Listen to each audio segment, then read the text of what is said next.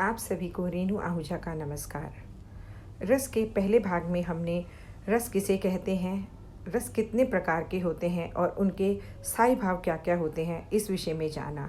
आज इसके दूसरे भाग में हम रस के विभिन्न प्रकारों के विषय में विस्तार से जानेंगे।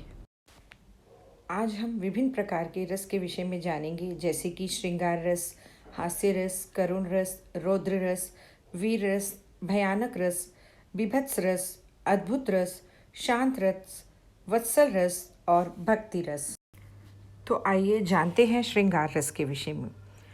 श्रृंगार रस नायक नायिका के सौंदर्य तथा प्रेम संबंधी वर्णन को श्रृंगार रस कहते हैं। श्रृंगार रस को रसों का राजा अर्थात रसराज या रसपति भी कहा गया है। इसका स्थायी भाव रति होता है। श्रृंगार के दो भेद होते हैं, संयोग श्रृंगार और वियोग श्रृंगार। संयोग श्रृंगार जब नायक और नायिका के परस्पर मिलन, स्पर्श, आलिंगन तथा वार्तालाप आदि का वर्णन होता है, वहाँ संयोग श्रृंगार रस होता है। और जहाँ पर नायक नायिका में प्रबल प्रेम हो लेकिन मिलन ना हो पाए, वहाँ पर वियोग श्रृंगार होता है। तो आइए अब श्रृंगार रस का उदाहरण देखते हैं। कहत नटत रीझत खींचत मिलत खिलत लजियात, भरे मौन में करत है नैनू ही सो बात। यहाँ पर नायिका की सौंदर्य और नायक नायिका के प्रेम का वर्णन किया गया है, इसीलिए यहाँ श्रृंगार रस है। हास्य रस। हास्य रस बहुत ही मनोरंजक है। हास्य रस को बहुत ही अधिक सुख देने वाला रस भी कहा गया है। हास्य रस का स्थायी भाव हास है। इसके अंतर्गत वेशभूषा, वाणी आदि की विकृति को देखकर मन में जो प्रसन्नता का भाव उत्पन्न होता है, उससे हास की उत्पत्ति होती है। इसे ही हास्य रस कहते हैं। उदाहरण के लिए, बुरे समय को देखकर गंजे तू क्यों रोए, किसी भी हालत में तेरा बाल ना बांका होए। यहाँ इन पंक्तियों को पढ़ते ही हंसी का भाव उत्पन्न हो जाता है, इसीलिए यहाँ हास्य रस है। करुण रस। करुण रस का स्थायी भाव शोक होता है। इस रस में किसी अपने के विनाश या वियोग या फिर पुनः मिलने की आशा जब बिल्कुल समाप्त हो जाती है, तो वहाँ करुण रस होता है। अथवा किसी प्रिय व्यक्ति के चिर विरह या मरण के कारण जो शोक उत्पन्न होता है, उसे करुण रस कहते हैं। उदाहरण के लिए, रही खरकती हाय शूलसी, पीड़ा उर्मे दशरथ के, ग्लानि त्रास वेदना वे मंडित, शाप कथा वे कह न सके। वीर रस।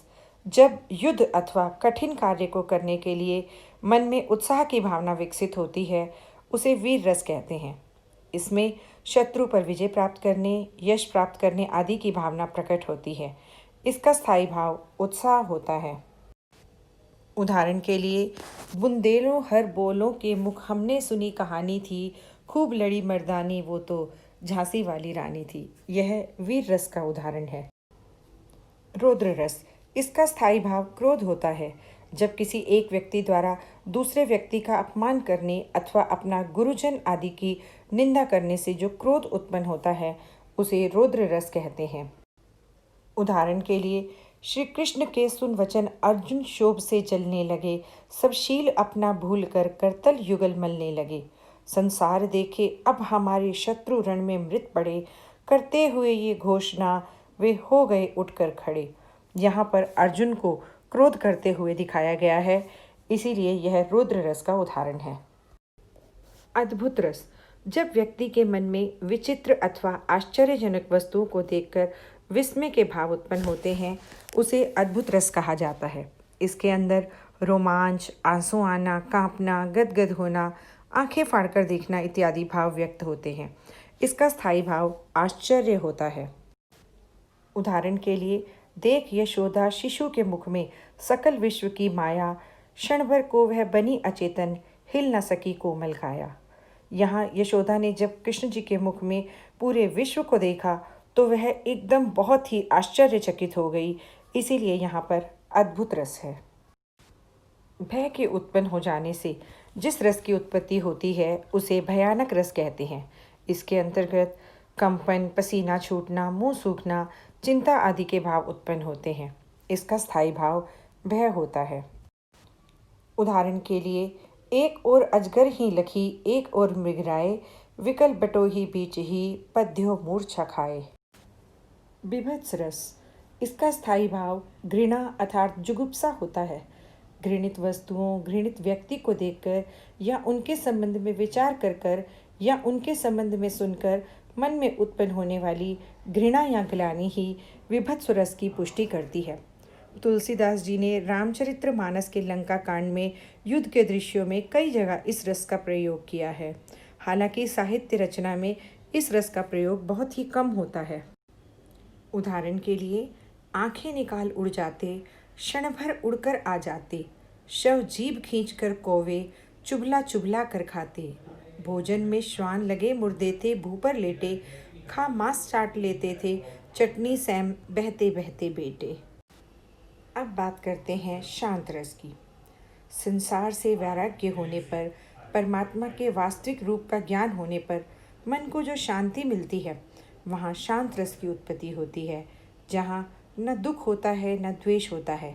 मन सांसारिक कार्यों से मुक्त हो जाता है, मनुष्य वैराग्य को प्राप्त कर लेता है, वहाँ शांत रस आता है। इसका स्थायी भाव निर्वेद अर्थात उदासीनता होता है, अर्थात व्यक्ति ऐसी शांत अवस्था को प्राप्त कर लेता है जहाँ न उसे सुख होता है न दुख होता है, इसीलिए इसका स्थायी भाव निर्वेद कहा गया है।